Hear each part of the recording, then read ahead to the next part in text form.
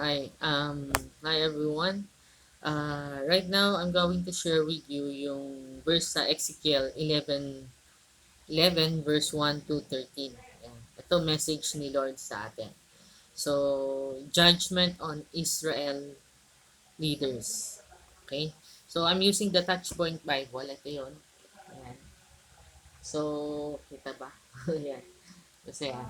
So, ito, we'll read yung uh, Ezekiel 11 verse 1 to 13, no?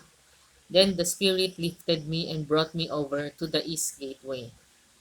Yan. At ang Spirito ay dinala ko sa east daw na gateway, no? Of the Lord's temple, where I saw 25 prominent men of the city. Kung saan nakita ko ang 25 prominenteng tao sa bayan na yun, no? Among them were Jaazaniah, son of Azur, and Pelatiah, son of Benaiah. Yan. So, yun mga anak, no, who were leaders among the people. Yan ang mga leader daw ng mga tao. Then the Spirit said to me, Son of man, anak ng tao, these are the men who are responsible for the wicked counsel being given in the city. Sabi, ah, anak ng tao, ito ang mga tao na responsable sa mga masamang payo, no, being given, na binibigay sa bayan. Yan. Yung 25 daw yun yung mga masasamang tagapagpayo. They say to the people, ito ang sabi nila sa mga tao, this is not good time to build houses. Sabi daw nila sa mga tao, ito ay hindi magandang oras para magpatayo ng bahay. Our city is like an iron pot. Ang bayan natin ay parang isang bakal na palayok. Inside it, we will be like meat. Sa loob nito para tayong karne. Safe from all harm. Ligtas sa kahit anumang kapahamakan.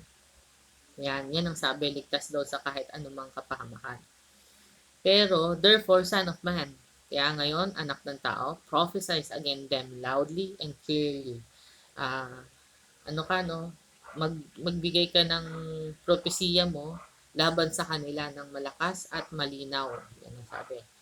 Then the Spirit of the Lord came upon me. Yan, dumating daw ang Spirito ng Panginoon sa kanya. And He told me to say, at sinabi niya, this is what the Lord says to the people of Israel. Ito ang sabi ng Panginoon sa mga tao ng Israel. Is that what you are saying? Iyon ba ang mga sinasabi mo? Sabi ng Panginoon. Yes, I know it is. Oo, alam kong iyon. I know every thought that comes into your mind. Alam ko ang bawat layunin ng iniisip mo. You have murdered endlessly and filled your streets with the dead. Kayo ay pumatay ng walang tigil at pinunan ang inyong mga kalsada ng mga patay. Therefore, kaya naman, this is what the sovereign Lord says. Ito ang sabi ng soberanyang Panginoon. The city is an iron pot. Itong bayan na ito ay isang bakal na palayok. But the victims of your injustice, ngunit ang mga biktima ng inyong kawalang katarungan, are the pieces of meat, ay ang mga piraso ng karne. And you are not safe at hindi kayo ligtas. For I will soon drag you from the city dahil malapit ko na kayong hilahin o dalahin palabas ng bayan. Uh, I will expose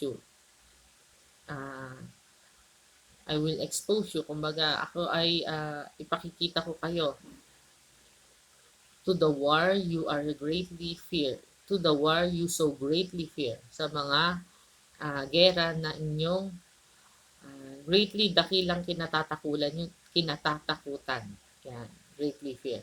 Says the sovereign Lord. Sabi ng ating soberanyang Panginoon, I will drive you out of Jerusalem.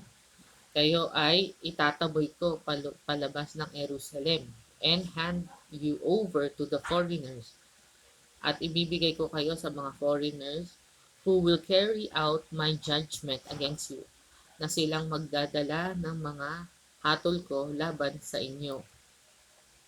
You will be slaughtered. Kayo ay mapapaslang. All the way to the borders of Israel. Hanggang sa borders is ano no? Gilid no o baybay. Yan, borders sa gilid ng Israel. And then you will know that I am the Lord. At malalaman ninyo na ako ang Panginoon. No, this city will not be an iron pot for you. Hindi.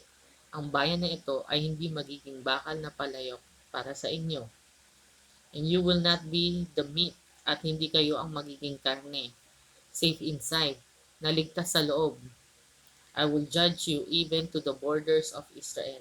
Kayo ay aking hahatulan kahit hanggang pa sa baybay ng Israel. Israel, asa na? And you will know that I am the Lord. At malalaman ninyong ako ang Panginoon. For you have refused to obey me. Dahil kayo ay uh,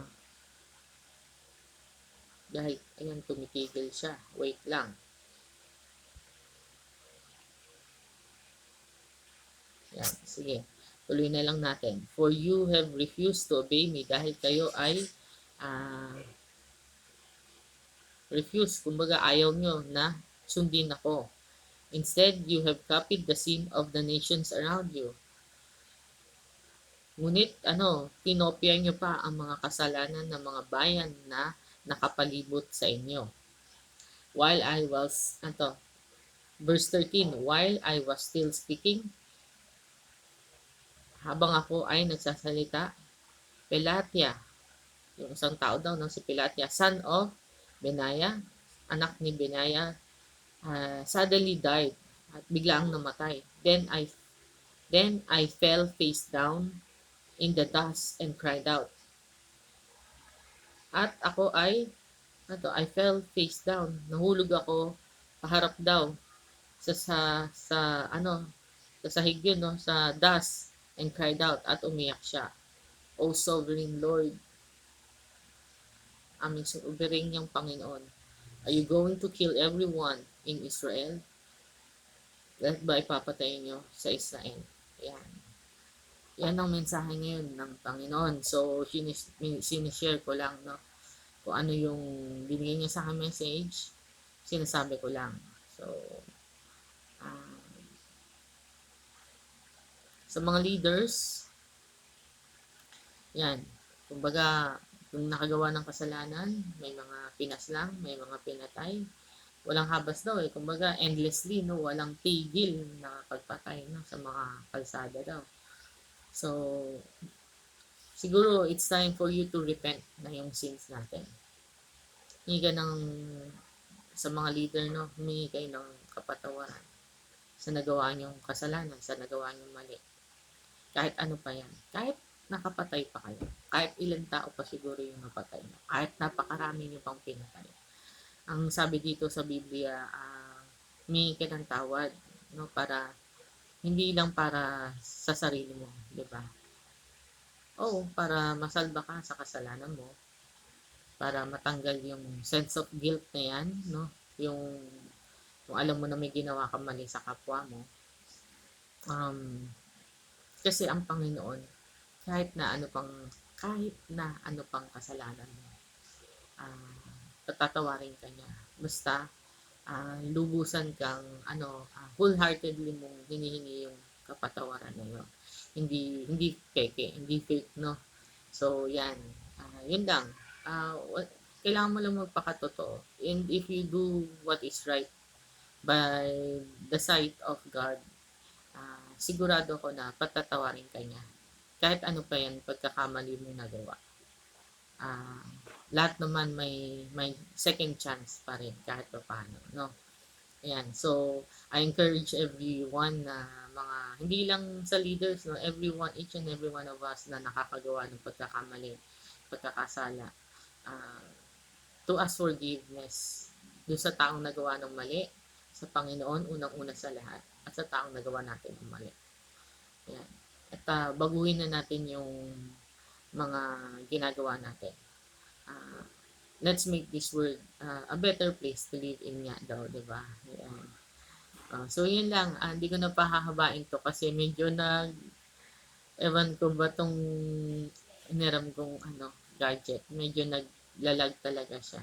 So, pagtyagaan na lang. Ah, pray tayo pagkatapos nito, no? Pray tayo. Kahit short message, short prayer lang. Mm. Okay? Heavenly Father, we come to you today seeking healing and restoration for the sick and weary. Remove their pains and grant them healing miracles with your mighty hands. Help them to know that you don't give trials we cannot face because we never face them alone. To the power of your name, I destroy, cast down, shatter any stronghold that is keeping them from living complete freedom and victory in you. Calm their timid hearts and bring rest to the weary places. Sundan niyo po ako, ah. Ama, humihingi po ko ng tawad sa lahat ng kasalanan ko. Hindi ko na po uulitin.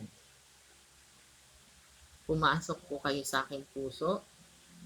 Gagawin ko po kayong Panginoon at tagapagligtas. In Jesus' name we pray. Amen. Ayan, salamat po sa sumunod sa prayer natin. And lagi po nating tandaan na ang Panginoon ay nandyan para gumabay sa atin. Kaya lang natin minsan wala tayong kasama, pero nandyan po siya lagi. So, with that, till our next video. Ciao!